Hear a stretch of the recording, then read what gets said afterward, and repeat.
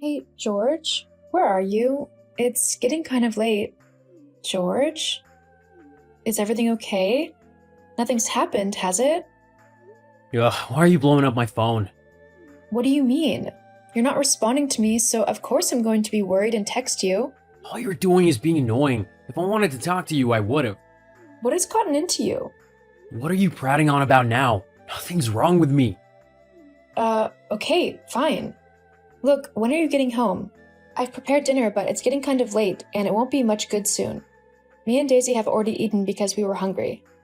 I get back when I get back. What kind of answer is that? The only one that you're getting. You know what? Fine. I don't know what's gotten you into such a mood, but I've had enough of it. Get yourself something whilst you're out because I'm throwing this food away. Wow, what a caring wife you are. Hey, I've tried to ask you when you'll be back and been nothing but nice. But you've been a complete asshole, so I've given up. If you want to apologize, then we can start this evening over.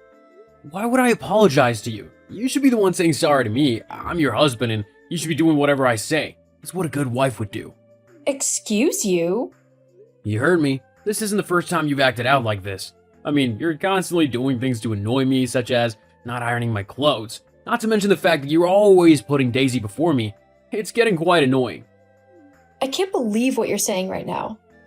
Are you actually getting jealous over the fact that I'm caring for our daughter? Well, yeah, she's 13 now. She can deal with things herself. You need to focus on me now and make me your priority. What? 13 isn't old enough to do things for herself all the time. You, on the other hand, are a grown man. You don't need me babying you. You made a vow when we got married that you would honor and serve me like a good and obedient wife should. At no point in our marriage vows did I say anything like that at all. In fact, I believe our vows promised that we would treat each other with respect and equality, that we would share our burdens and help each other in whatever we do in life. But I can honestly say that you've done none of that. Yes, I have. I make the money that you used to go and selfishly spoil yourself with. You better be grateful, as I could just as easily take that money away. Then what would you do, huh? The least you could do is your wifely duties of housework and making sure everything is perfect when I get back after a long, hard day at work. Ha, that's funny. You working hard? Last I heard, your boss was threatening to fire you as you're performing well below target and your attitude with the customers was abysmal. Well, at least it was with the woman. Figures. Where'd you hear that? I have friends, you know. Well, it's not true. They're just trying to paint me out in a bad light, because they're jealous and intimidated by me. I'm not some possession. I am my own person, so I'll talk to whoever I want. And anyway, if you're not even going to come home, then why should I bother sitting around waiting for you? You never think about me or Daisy. In fact, I doubt she even knows you're her dad with how absent you are. Tell me, are you even at work right now? Or are you somewhere you shouldn't be? What are you implying? I'm hard at work and not doing whatever it is that you think I am. I see you need some time to reflect on your poor behavior. In that case, I'm leaving and I'm taking the money I make with me. I was gonna take you on a little getaway, but I guess it'll have to just be on my own who goes. You'll not receive a dime off of me until you apologize for how you behaved to me. Oh no, whatever am I going to do without your constant moaning and sexist remarks? Just you wait. You will soon realize how much you need me and my money, and you will come crawling back to me. You just better hope I'm in the mood to forgive you. Ha, it's funny. The remarks you've made today have had me laughing more than I ever have since I met you. If anyone is going to be begging the other one, it's going to be you. And I know for certain I'm not going to be taking you back. We'll see. Have fun trying to survive when you can't pay the bills. Whatever. Hey, Jill, do you mind if me and Daisy come and crash at your place for a little bit? I know it's a lot to ask, but it won't be for long. Just until I can afford a place for us to move to. Hey, Beth. Yeah, of course you can. Is everything okay, though? What's happened to George? I'm leaving him. What? Yeah. Last night was the last straw. He didn't come home after work, so I messaged him because I was worried. Well, then we got into this big argument where he basically said that I need to do whatever he tells me to because I'm his wife. Then, when I told him he was being ridiculous, he said that he was going on holiday and that he wasn't going to take me or Daisy with him. In fact, he didn't even mention Daisy. It was like he forgot about her entirely. Or ignored her. Hang on. So he's gone on holiday by himself? That's what he said. But me and you both know he's probably taken Alice with him. Do you really think that he would do that to you? I mean, cheat so blatantly? I really think he would. He's too stupid and egotistical to think that he'd get caught. Jeez, what a scumbag. He has a kid as well. Tell me about it. Well, both you and Daisy are welcome in my home for as long as you need to stay. Do you have any idea what you're going to do next? No, but I'll figure something out. How's Daisy taking this? To be completely honest, she's glad to get away from him. She said that she doesn't see George as her father, as he's never around, and when he is, he's a rubbish role model. She even told me that she thinks I could do better than him. Oh, wow. Well, at least she's not asking you to stay with him. Yeah, she's a good kid. Smart, too. I've just got to try my best for her now that it's just me raising her. Just keep doing what you're doing. It's worked so far. Haha, that's true. Anyway, we'll be around later today if that's okay. You don't need to worry about all of our stuff. We're putting it in storage. Oh, that's okay. Bring what you need. Besides, it will be fun to have you both here. We can have girls' nights and everything. I'll definitely need it. Thank you, though. You really are the bestest friend a girl can ask for. It's nothing. But what about your house, though? What's going to happen with that? Well, I pay all the bills and mortgage on it, so I'll just sell it, I think. Use the money to buy a new place for me and Daisy. So George doesn't pay any towards it? Nope. I pay the mortgage and all of the other bills as well. George doesn't really contribute much to the house. He spends all of his money on drinking and gambling. What a loser.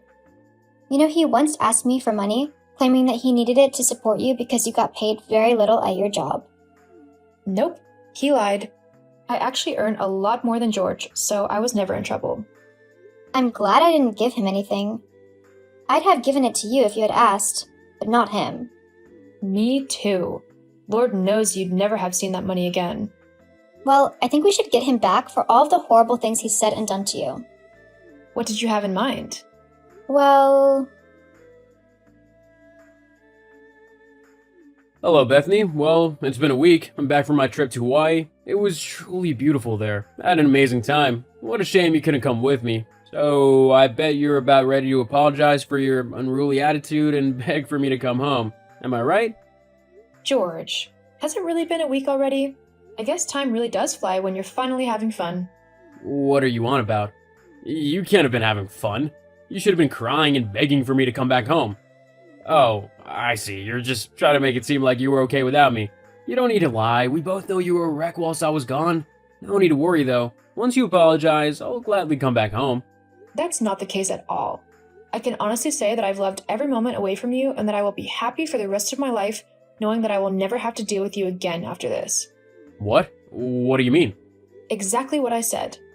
With you gone, I was finally able to see that I deserve much better than you, and that you were actually holding me and Daisy back from a better life. Don't be ridiculous. I'm the only thing in your life that makes it worthwhile. Without me, you're nothing. See?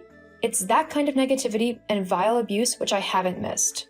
Whatever. We can talk about it when I get back home. Make sure you have my dinner ready for me. I'll be there soon. Well, I mean, good luck with that, considering I've changed all of the locks on the place, dumped all of your stuff on the streets for the bin man or whoever to take, and even put the house up for sale. Huh? Such intelligent vocabulary. If you didn't understand, which clearly your pea-sized brain didn't, me and Daisy have moved out, and I've put the house up for sale. You did what? Listed the house. Geez, try and keep up. Why would you do that? That was my home. Actually, it was mine and Daisy's home. My name was on the mortgage, and I paid all of the bills, so I could do whatever I wanted with it. I'm still your husband, so I'm entitled to half of that money. Give it to me now. What? Not even a please? Anyway, you're not entitled to anything. It was my money, and I've used it to buy me and Daisy a new place to live. Something much nicer than that old place, and in a nice location too. We move in next week. What do you mean? Oh, well, after your little tantrum, I asked Jill if me and Daisy could stay with her until we found a place to live. She said yes, and since then I've been arranging a new home for me and Daisy. Me and Daisy also booked a little trip right for the two of us. We used the money from the house. How could you do this to me? You're my wife. About that. You'll be receiving some papers in the post soon. Make sure to sign them. What papers? They're divorce papers. I finally had enough of you and I never want to see you again. You're a petty, sexist, and small man whose only joy in life is demeaning those around you. I'm sorry I wasted so much time on you already. Thankfully, I can start righting that wrong and start living my life to the full without you. You won't be able to survive without me. You need my money to pay the bills. Also, I know you'll miss me. You can't live without me. I can't live without a cheating scumbag? Yeah, that's not true in the slightest. Huh? Oh yeah. Did you honestly think that I wouldn't find out about Alice? I mean, you did a rubbish job of hiding her. It was almost like you wanted to get caught. Well, your wish has come true. You've been caught and now me and your daughter are leaving. What? But I never meant for you to find out. Yeah, I know. But find out I did. Although you've done me a favor there, to be honest. With you cheating on me, I'll be able to show the judge your infidelity and keep all of the money that I own. Yeah, well, you'll be begging me for my money soon to pay for the bills. George, sweetie, I earn more in 3 months than you do in an entire year. You're the one who needs me, not the other way around. And this time, I'm not going to bail you out of trouble. Make sure you sign those divorce papers, otherwise I'll have to get authorities involved. Oh, also, don't bother trying to contact Daisy. She doesn't want to talk to you right now. If she ever does decide that you're worth her time, then you need to wait for her to come to you. I won't stop you from seeing your daughter, as she is yours as well. However, I will also let her make her own choice about this. After all, you're not the best role model. What? Yes, I am, Bethany. Goodbye, George. No, wait, Bethany. You can't just leave me like this. I'm your husband, so do what I say. Bethany? The house sold quite quickly after putting it on the market, leaving George with no other option but to move into his mom's house, who wasn't very pleased with the situation. Once the divorce papers arrived at George's mom's house, he was reluctant to sign them at first. But after discussion with his mom, who saw my side of the story and supported it, he soon signed the papers for me. Once free, me and Daisy moved into our new home.